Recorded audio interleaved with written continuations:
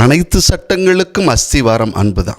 யூத மதத்தில் இருந்த நூற்றுக்கணக்கான சட்டங்கள் அத்தனையும் சுருக்கி 3 எழுத்துக்குள் கொண்டு வந்தவர் இயேசு கிறிஸ்து.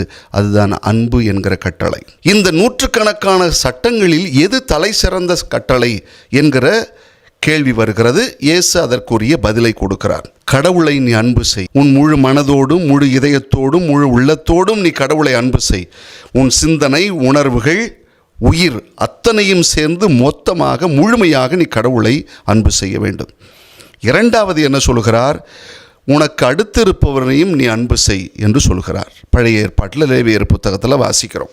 கடவுள் மீது நாம் காட்டுகிற அன்பு என்பது கண்ணுக்கு தெரியாத ஒரு உணர்வு. இது உண்மைன்னா நீ உனக்கு அடுத்திருப்பவர் மீது அதை காட்டி வெளிப்படுத்த வேண்டும் என்பது தான் செய்தியாக இருக்கிறது. மக்களுக்கு செய்யும் தொண்டே மகேசனுக்கு செய்கிற தொண்டு தானே.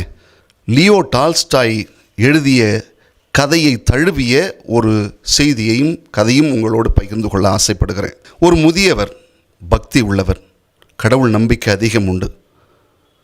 அவர் கடவுள்கிட்ட வேண்டிக்கிறார், கடவுளே ஒரு நாளைக்கு எங்கள் வீட்டுக்கு நீங்கள் விருந்துக்கு வாங்கலை அப்படின்னு சொல்கிறார்.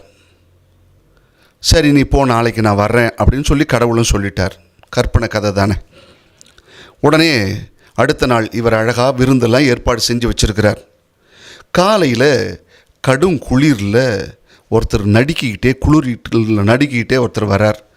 இவர் என்ன பண்ணுறார்? அவரை கூப்பிட்டு உட்கார வச்சு நல்லா சூடாக ஒரு காப்பி டீ போட்டு கொடுக்குறார். அந்த காப்பியை குடிச்சிட்டு அவர் ரொம்ப நன்றி சொல்லிட்டு போகிறார். மதியம் வேலை, ஒருத்தர் கொலை பசியில் வந்து ஐயா பசிக்குதுங்கிறார். இவர் என்ன பண்ணுறாரு? அவரையும் கூப்பிட்டு உட்கார வச்சு நல்ல ஒரு விருந்தை சமைச்சு கொடுக்குறார். மாலை ஆனது. ஒரு முதியவர் மிகப்பெரிய அளவில் கஷ்டப்பட்டு வேலை செஞ்சு ஓய்வடைந்து களைச்சி போய் வர்றார். ஐயா ஏதாவது சாப்பாடு இருக்கா? இருந்த சாப்பாடை கொடுக்குறார். அவரும் சாப்பிட்டு நிறைவாக போகிறார். அந்த நாள் முடியுது. கடைசியில் போய் கடவுள்கிட்ட வேண்டிக்க போகிறார். ராத்திரி, கடவுளே உங்கள்கிட்ட நான் கேட்டேனே, என் வீட்டுக்கு விருந்துக்கு வாங்கினேன், நான் அதிக செலவு பண்ணி வச்சுருக்கேன்னு சொல்லு. அப்போ அவர் சொன்னாராம், நான் இன்றைக்கி 3 முறை உன் வீட்டுக்கு வந்தேன் அப்படின்னு. இதற்கெல்லாம் கன்க்ளூஷன் என்ன தெரியுமா? 1 யோவான் 4:20, கண்ணால் காணும் சகோதரனிடம் அன்பு செலுத்தாதவர் காணாத கடவுளிடம் எப்படி அன்பு செலுத்த முடியும் என்று கேட்பார். கடவுளை அன்பு செய், உனக்கு அடுத்து இருப்பவரையும் அன்பு செய். இதுக்கு மேலே, இந்த அஸ்திவாரத்துக்கு மேலே நீ 1000 கட்டளை வச்சுக்க.